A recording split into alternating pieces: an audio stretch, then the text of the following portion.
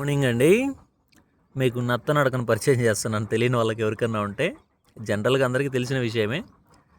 కాకపోతే ఎవరైనా ఏదైనా పని నిదానంగా చేస్తుంటే నత్త నడకలాగా చేస్తున్నామని ఎగతాళి చేస్తుంటాం కదా.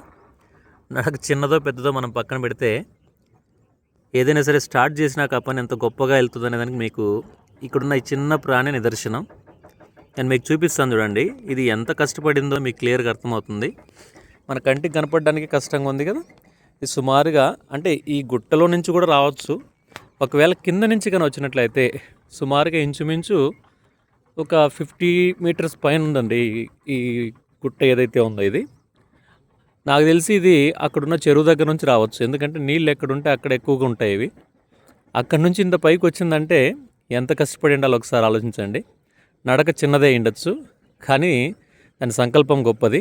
మనం కూడా అంతే. ఏదైనా పని చేసేటప్పుడు నిదానంగానే స్టార్ట్ చేసినా పని మొదలుపెట్టినాక కాన్స్టెంట్గా మనం చేసుకుంటూ పోతే ఏదో ఒక రోజు విజయం వస్తుంది. Thank you for watching this video.